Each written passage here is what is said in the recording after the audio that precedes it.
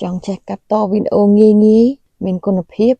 មិនអស់លុយចូលមកមើលវីដេអូនេះជាមួយចាស់បងប្អូនមកតាមសំណូមពរខ្ញុំនឹងបង្រៀនបងប្អូនវិធី3យ៉ាងដែលបងប្អូនអាចផលិតវីដេអូបានណាហើយពេលក្រោយបងប្អូនមានសំណួរអាចសួរគ្រប់ពេលណាសម្រាប់បងប្អូនដែលថ្មីឬក៏ភ្លេចពីរបៀបធ្វើ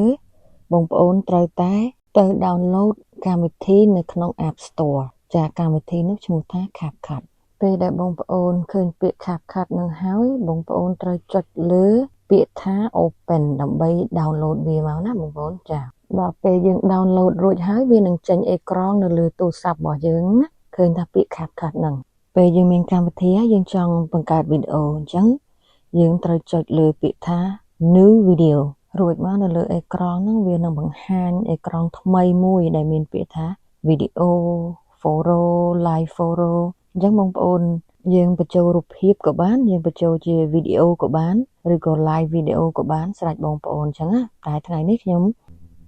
នឹងបញ្ចូលវីដេអូដែលខ្ញុំបានថតហើយកុំទី1កុំធ្វើការងារឲ្យតែហត់ត្រូវធ្វើការងារឲ្យមានប្រសិទ្ធភាពទី2ការខ្វល់ដោយសារវីដេអូរបស់ខ្ញុំហ្នឹងមានសំឡេងរួចហើយអញ្ចឹងខ្ញុំអត់បាច់បញ្ចូលតែបើបងប្អូនអត់មានសំឡេងទេខ្ញុំនឹងបង្ហាញពីរបៀបបងប្អូនបញ្ចូលសំឡេងទៅណារួចមកយើងចុចលើពាក្យ record ហ្នឹងទៅយើងបញ្ចូលសំឡេងអ្វីដែលយើងចង់បញ្ចូលទៅហើយយើងក៏ចង់បាន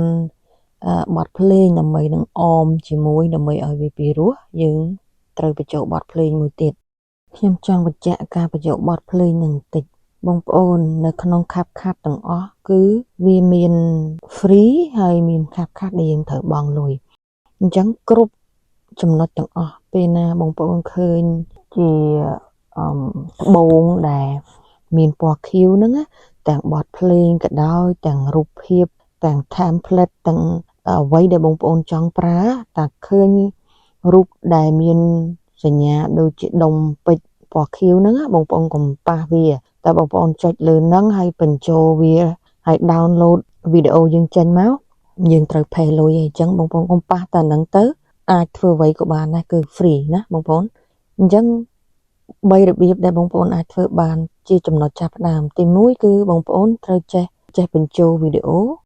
ទៅក្នុង CapCut ទី2បញ្ចូលសំឡេង